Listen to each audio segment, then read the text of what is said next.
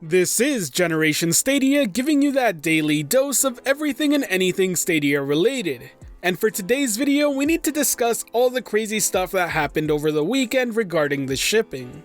Honestly, it's been so crazy that I did feel like pushing out a video, but decided to hold back to gather my thoughts on the subject and see some more stable info come in on the matter.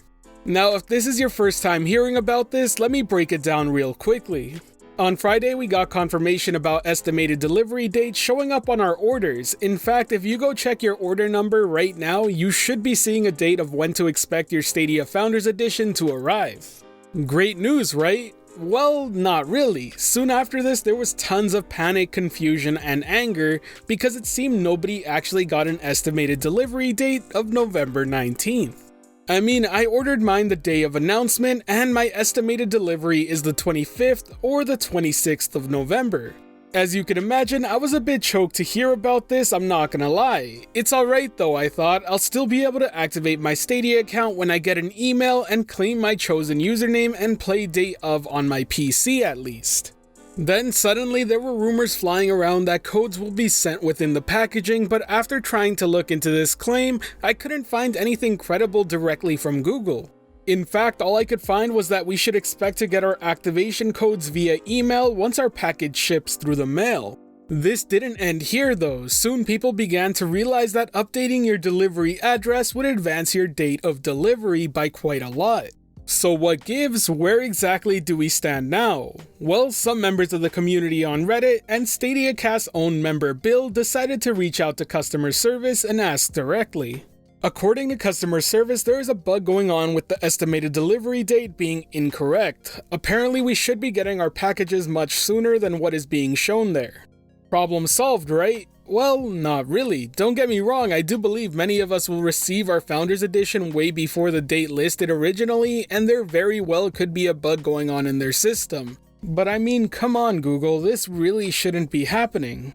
Now, when I made this channel, I made it very clear that this channel would focus on Google Stadia, both the good and the bad, and these past couple of weeks have been something else if you're a fan of Stadia.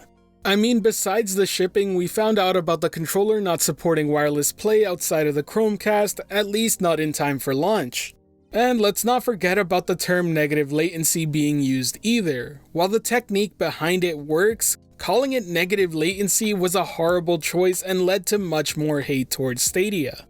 What I'm trying to point out here is that Google really should fix its PR when discussing Stadia. I have no doubt that it'll work and succeed, but it's like they are going way out of their way to make it a hard sell. Things like the controller not fully supporting wireless play at launch should have been made clear way back when they were first shown off. Doing it this close to release not only looks bad on Stadia, but it makes consumers feel jaded about the whole thing. I know plenty of people in the community who looked forward to using it for streaming at launch, as we've been told over and over again it's the best way for us to play, only to find out that they need to make the choice now if streaming on their TV and using Google's built-in streaming is better than using their computer monitor setup with OBS or Streamlabs. And this is just one example. Had something like this been announced back then when it first got revealed, something tells me it wouldn't have been as big a deal as it is now. PR is super important in the video game industry, and while I'm sure Google is very aware of that, their lack of experience shows here when compared to Nintendo, Sony, or Microsoft. I mean, they are already facing an uphill battle to attract the core gamer user base as it stands, so they really need to be more vocal and engage with the community at large. And possibly even more important than that, make sure you're putting the correct people in place to talk about Stadia publicly. I mean, there have been great interviews with Jack Buser, Jade Raymond, Phil Harrison, and John Justice. Leverage these people, the community already gravitates toward them, and frankly speaking, they're being underutilized in my opinion. And believe me, I understand they must all be extremely busy, but it's important to have that line of communication open. So far, it seems like Google is going to rely on Stadia Connects to get the information out there, and if that's what they want to do, then fine.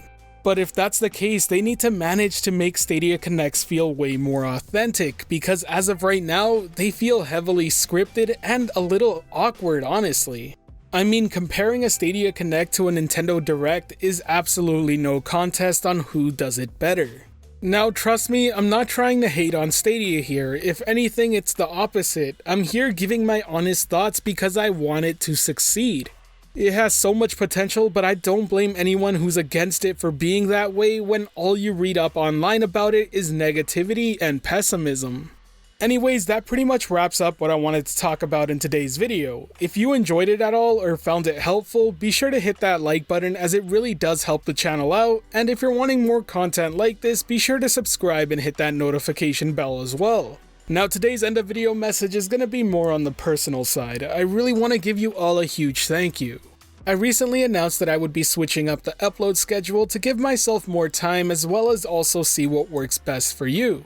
Not only was there a ton of support for that sort of thing, but many of you even reached out privately letting me know to take a break and not to try and burn myself out on making content. Basically, I just want to give you all a huge thank you for understanding, and to those of you who reached out, seriously, I appreciate it. I'm honestly floored at just seeing how awesome this community is shaping up to be, and I cannot wait to game with you all. Anyways, this has been Generation Stadia, giving you that daily dose of everything and anything Stadia related. The Gen S community is over 1,500 strong and growing by the day, and until next time, I'll catch you in the clouds.